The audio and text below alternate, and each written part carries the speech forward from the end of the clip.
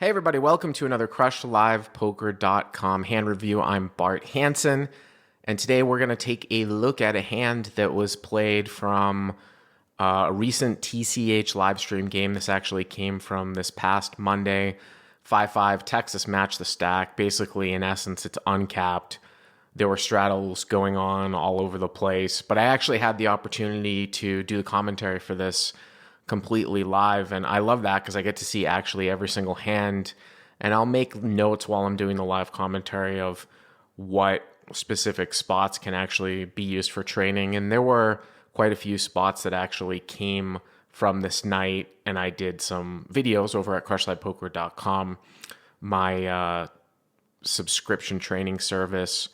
But I want to take a look here at this particular hand and put it up here on YouTube because it really demonstrates a concept that I like to call reverse pot odds. Now, all these poker terms are all basically just made up. Every single poker term that you've heard, somebody made it up. Well, I made this one up too, and you'll see what I'm talking about here in a second. But it has to do with getting to the river and being in the effective stacks being so short that you actually have a hand that's strong enough for value to basically move all in because the effective stacks were short. But if you were deeper, you very well might just call. And the whole point of that being is that your opponent is going to be getting such incredible pot odds that you can actually shove with a wider value range. So here we're going to play out of seat three's perspective here.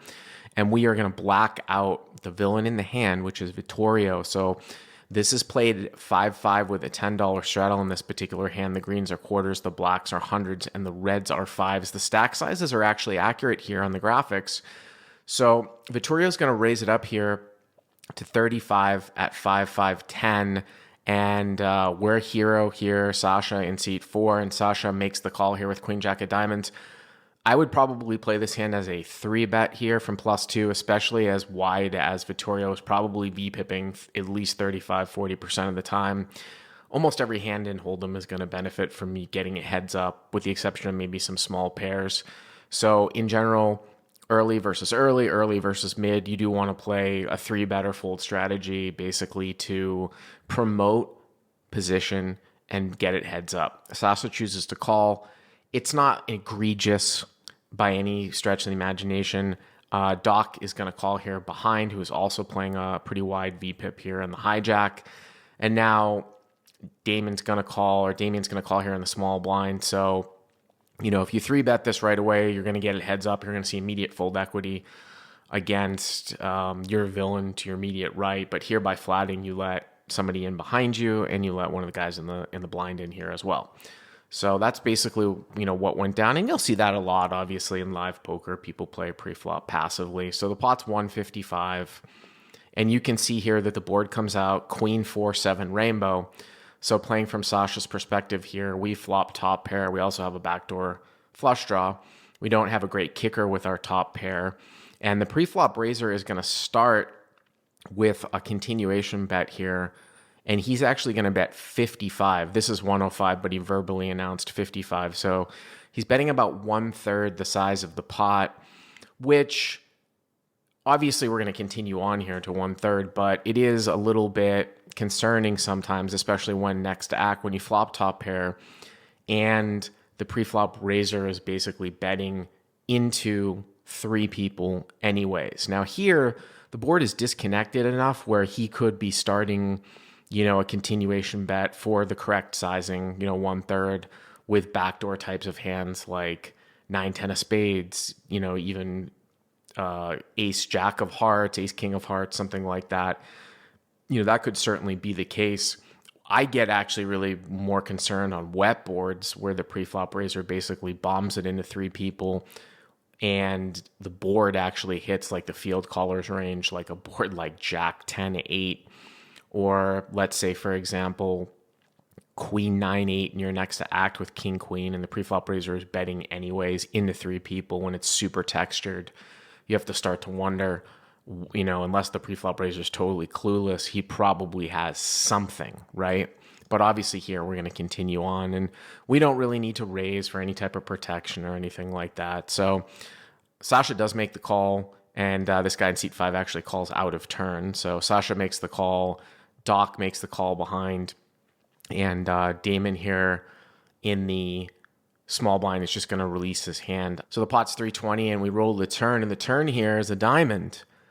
So we now pick up a diamond draw, backdoor diamond draw here with our top pair, and 5-6 here obviously comes in, and that's a hand that maybe Doc would play behind us, and might even be a hand that's in Vittorio's range because he had been opening wide. If you're obviously dealing with a really tight player who's opening from early position, you can start to take out a lot of hands that they'll have if they're only, say, playing 10%, which is like the optimal ranges, like in a 9-handed non-ante, no-limit game, where they're not going to have pocket fours, they're not going to have 5-6.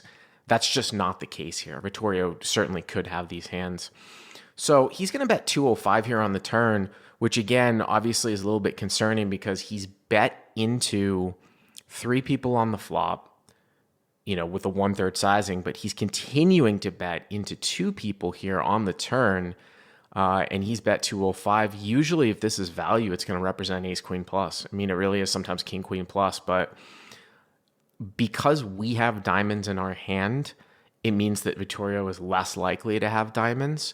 So it's troublesome in the sense that if Vittorio doesn't have diamonds, I would say a vast, vast majority of the time when he bets here into 2 people for 205, queen jack is not good. And if we didn't pick up diamonds, I would seriously consider folding with a guy behind us. If we had queen jack of clubs here, I think this is just a fold with somebody in the middle. And again, just goes to show you how it's advantageous to get it heads up pre-flop. But obviously when we pick up diamonds now, we have a clear-cut call here on the turn, to try to hit a diamond on the river or possibly improve to some sort of 2 pair or trips or something like that. I don't think really is any question here but to call. So Sasha makes the call. Obviously, we kind of want to see Doc fold behind us as well because we don't really know what's going on here. We certainly don't want to see him raise behind us, that's for sure, but he's going to quickly fold out. So now we are heads up, and this is where the whole point of this hand comes into play with what I like to call reverse pot odds. You're going to notice the pot size, and you can see that Sasha has 1,100 left in his stack. Vittorio covers. So what's going to be interesting here is what comes on the river and the sizing that's used. Okay, boom, the river is a jack. So now if we're Sasha, we now have top 2 pair. Obviously, if Vittorio checks, we have a very, very easy value bet. But something, again, a little bit non-standard or something that's not all that common happens. Vittorio's going to use a pretty large sizing here at the end. He's going to bet 500. So, just, 2/3 pot size bet, something like that. And this is really where the question comes in. So here we have a situation, again, going back to hand reading where he's bet into 3 people on the flop. He's bet into 2 people on the turn. And he's continuing to bet now here on the river. He certainly has something here, or it's possible that he just basically has a bluff. He was starting some sort of backdoor draw and he missed, like ace-5 of diamonds, ace-6 of diamonds, something like that. But if he's betting here for value, it's certainly going to be a fairly strong hand. Here's the crux here. He bets 500, the pot's 12. If we call the 500, the pot's going to be 18, and we have 600 left. So we basically have just over a min raise here. And the point being is that there are a few things, obviously, that beat us here. Now, we block a set of queens, we block a set of jacks. Not that a set of jacks would necessarily take it to this extreme, but the things that I would be concerned about here would be 5-6 suited, 9-10 that started a backdoor, type of bluff, a 9-10 suited type of hand, which now makes a straight, pocket 7s and pocket 4s. I mean, 3, 6, 10, there might be 10 to 12 combinations of hands that actually beat us here that would be played this way. Now, obviously, he could be value betting a hand like aces, kings, maybe even ace-queen. You won't necessarily see people use the sizing all the time with just one pair.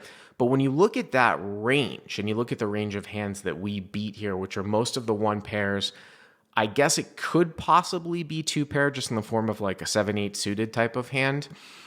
If we are deeper in this spot, say we've got 2 or 3,000 back, we can't really expect to raise and get called really by worse. We also open the betting back up. But this is where reverse pot odds come into play because we're so shallow and because basically in essence we just have a min raise. If we jam here, the pot's going to be like 2,400. It's going to be 600 for him to call. He's going to be getting incredible pot odds. He's going to be getting 4-1. And a lot of people are going to have a very, very hard time folding aces or kings getting 4-1 here when he bets 500 at the end and we jam for 1,100 and it's only 600 more. So again, if we're deeper, we probably wouldn't even consider necessarily raising against a 2/3 to almost full-size pot bet. But when we're shallow and our opponent is going to call with a wider range than if we were deeper and we're milling over raising to like 1,400, but here we only have 1,100, this is a really, really sort of close spot. And I think that we have an all in. Now, if you were to say, well, he's not going to call me with worse, then obviously, theoretically, then we just have a call. But you can't really say that because it's only 600 more. You know, I mean, that's really, really the crux of this hand. That's where the term reverse pot odds comes into play. I've seen a lot of people leave money on the table in these spots thinking, oh, my opponent's not going to call me with worse, when in fact, they don't realize they don't have that many chips left. I mean, I've seen people only have like 800 here left on the river. Vittorio bets 500. We only have 800 here, and the guy still just calls with Queen Jack, even though he could shove it. It would only be 300 more, giving our opponent an incredible price. Are you going to value own yourself some of the time here? Value own, of course, being like making a bet or an aggressive action like a raise with a value hand that's actually worse than your opponent's. Yeah, sure, you're going to value own yourself here some of the time, but in order to be a good top no limit player, you have to value own yourself, because if you're not value owning yourself, you're not getting enough value for your hands because you're just checking behind when it's checked to you on the river, not value betting, or in this case, like you're not putting in the raise really when you should. You can see that Sasha's obviously torn. He never really expected, he's not going to fold, he never expected to fold, but he was trying to figure out whether or not he was going to jam. He makes the call, and we'll do he just calls, and we'll do a reveal here, and you can see that Vittorio has 7-8 of spades. So he does have one of those hands that we beat. We don't necessarily know if he would take this sizing with aces, kings, or ace queen or something like that. I would tend to think that maybe he would. You would want to have an overpair here more than ace queen, because it gives your opponent, from Vittorio's perspective, because it gives your field opponent, Sasha, more opportunity to have queen X. But that's really the concept of reverse pot odds. And the next time you're in a situation on the river and the effective stacks are short, you should be shoving all in with actually with a wider value range, because you're going to get called wider.